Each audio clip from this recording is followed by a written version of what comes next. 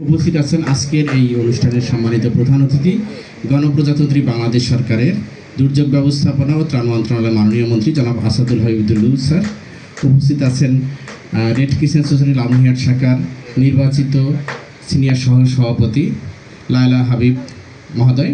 উপস্থিত আছেন police super মহোদয় সহ অন্যান্য সরকারি কর্মকর্তাবৃন্দ, প্রিন্ট ইলেকট্রনিক মিডিয়া সাংবাদিকবৃন্দ এবং রেড ক্রিসেন্ট সোসাইটির সাথে সম্পর্কিত বিভিন্ন পর্যায়ের কর্মীবৃন্দ, সবাইকে শুভেচ্ছা এবং সালাম, আসসালামু আলাইকুম। তো আমাদের পুলিশ সুপার মহোদয় যেভাবে বললেন, আসলে সত্যিকার অর্থেই লালমনিরহাটে সব কিছুতেই একটা নতুনের বার্তা শুরু হয়েছে। আমরা দেখতে পাচ্ছি সব কিছুতেই লালমনিরহাট যেন একটু নতুনভাবে উজ্জীবিত হয়েছে। আমরা আলোকিত লালমনিরহাট গড়ার ক্ষেত্রে যে অগ্রযাত্রা, সেটাও হয়তো স্যার বলেছেন এই ঈদের ছুটির মধ্যে আমরা শুরু করব। সেই বিষয়ে আমরা স্যারের সাথে প্রয়োজনীয় আলাপ আলোচনা করব। আর এই রেড ক্রিসেন্টের যে ভবনটি আমরা পার হয়ে এখানে আসলাম, তাতে আসলে রেড ক্রিসেন্টের মতো একটা সেবামুখী সংগঠনে কাজ করার জন্য সেটি মোটেই পর্যাপ্ত না। তো এটাকে বর্ধিত করার এবং এর বলবৎ বৃদ্ধি করার যে উদ্যোগটি নেওয়া হয়েছে, এটা সত্যি অসাধারণ একটি উদ্যোগ হয়েছে। আমরা মনে করি এর দ্বারা রেড ক্রিসেন্টের সক্ষমতা লালমনিরহাট জেলায় বৃদ্ধি পাবে। তো আমরা আশা করব যে আমাদের মাননীয় মন্ত্রী স্যার সারা বাংলাদেশে দুর্যোগ ব্যবস্থাপনার নেতৃত্ব দিচ্ছেন।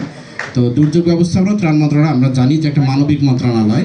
এখানে মানুষ যখন সবচেয়ে অসহায় অবস্থায় পতিত হয়, তখন কিন্তু এই দুর্যোগ ব্যবস্থাপনা ত্রাণ মন্ত্রণালয় তার সর্বোচ্চ প্রচেষ্টা দিয়ে মানুষের সেবায় এগিয়ে আসে। তো সেটার সাথে আমরাও কিছুটা জড়িত আছি। আর লালমনিরহাট জেলা রেড ক্রিসেন্ট সোসাইটি তারাও একটা সেবামুখী কল্যাণমুখী সংস্থা হিসেবে তারাও এই কাজগুলো করে থাকে। দুটি সম্মেলনে আমাদের মনে হয় লালমনিরহাটে একটা দুর্যোগ প্রবণ জেলা, আমাদের দুইটা নদীর মাঝখানে দোয়াব অঞ্চলে আমাদের অবস্থান। তো সেক্ষেত্রে এই দুর্যোগ প্রবণ লালমনিরহাট জেলাকে আমরা দুর্যোগ মোকাবেলার ক্ষেত্রে এই দুই সংস্থা যদি কাজ করে, সেক্ষেত্রে নিশ্চিতভাবে আমরা সকল দুর্যোগ মোকাবেলা করতে পারবো। তো আজকের এই শুভক্ষণে আপনাদের সবাইকে অভিনন্দন জানাচ্ছি এবং আগামী কয়েকদিন পরে ঈদ, আপনাদেরকে ঈদ শুভেচ্ছা জানিয়ে আমার কথা শেষ করছি। ধন্যবাদ।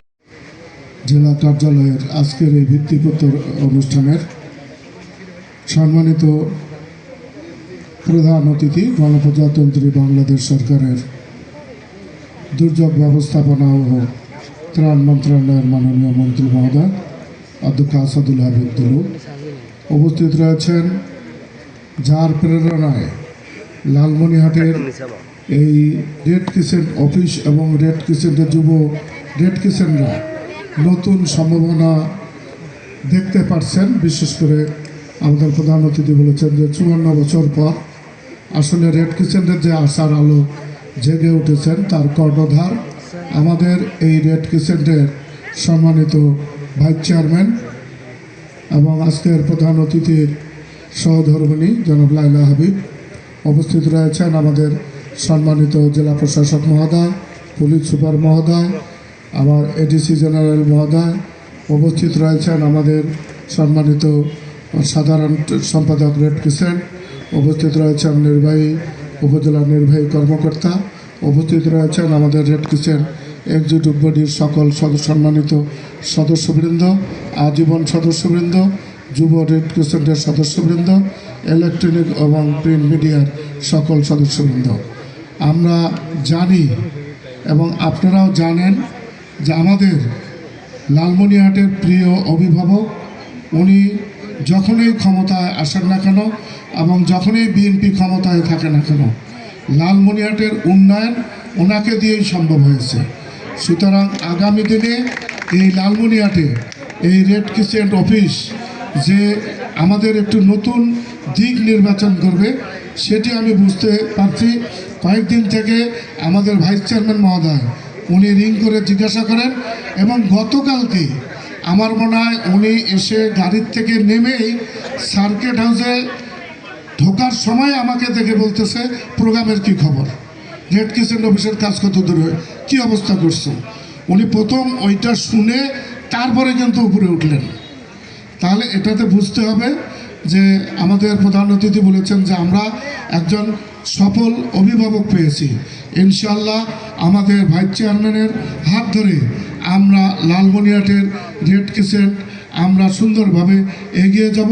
এই সফলতা কামনা করে আজকের প্রধান অতিথি সহ বিশেষ অতিথি এবং সকল অতিথিবৃন্দ আজকে রেড ক্রিসেন্ট ভিত্তিপ্রস্তর অনুষ্ঠানে উপস্থিত হয়ে লালমনিরহাটের রেড ক্রিসেন্টের অগ্রযাত্রাকে যে এগিয়ে নিয়ে যাবেন, সেজন্য আমি জেলা রেড ক্রিসেন্টের পক্ষ থেকে আন্তরিকভাবে ধন্যবাদ জ্ঞাপন করে এবং কৃতজ্ঞতা জ্ঞাপন করে আমার বক্তব্য এখানে শেষ করছি এবং আজকের আলোচনা সভা এখানেই সমাপ্ত ঘোষণা করছি। নিয়েছি সেটা হচ্ছে রেড ক্রিসেন্টের দায়িত্ব নিয়ে অফিসে যখন আসলাম, এসে দেখি আমার চেয়ারটাই নাই।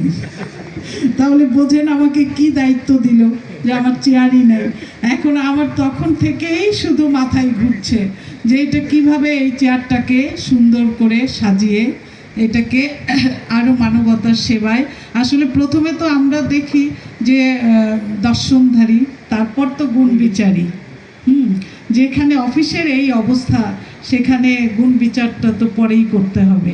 তো সেই জন্য প্রথমে এই উদ্যোগটা নেয়া, এবং আমি পরে এখান থেকে ফিরে গিয়ে আপনাদের এই মাননীয় মন্ত্রীর সঙ্গে আমি আলোচনা করি। যদিও পিছন থেকে উনি আমাকে সবসময় সব বিষয়ে সহযোগিতা করেই যাচ্ছেন এবং তারই তাগিদটা কিন্তু অনেক বেশি, এটা আপনাদের কারো বলার অপেক্ষা রাখে না। সেজন্যই আরও দ্রুত এই কাজটা করা যে গেল আর কি। তো সেজন্য আপনারা সবাই তার জন্য দোয়া করবেন।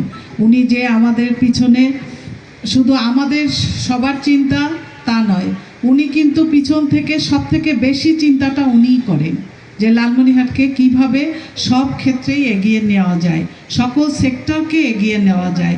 সেজন্য ওনার তাগিদটাই বেশি। উনি আমাকে এই প্রেরণা দিয়ে থাকেন এবং আমাকে সবসময় এই বিষয়গুলোকে উৎসাহিত করেন। আমি কিন্তু যদিও আমার ঘর সংসারও দেখতে হয়, এই দিকটা আমি একটু কম চিন্তা করি। ওর আগ্রহ দেখে আমার চিন্তা এখন দিন দিন বেড়ে যাচ্ছে যে না, ঠিক আছে, আমাকে কিভাবে এই কাজগুলোকে এগিয়ে নিয়ে যেতে হবে এবং আমার যে ছেলেমেয়েরা যারা কাজ করবে তাদেরকে কিভাবে এখান থেকে সুযোগ সৃষ্টি করে দেওয়া যাবে। তো সেজন্য আমি সবসময় এখন তৎপর আছি, সেটা আমার মাথায় চিন্তা আছে। আপনারা হয়তোবা ভাববেন যে আমি মাঝে মাঝে আপনাদের ঢাকায় যাই, হয়তোবা আমি এগুলো নিয়ে কোনো চিন্তা করছি না বা আপনাদের কথা ওইভাবে ভাবছি না,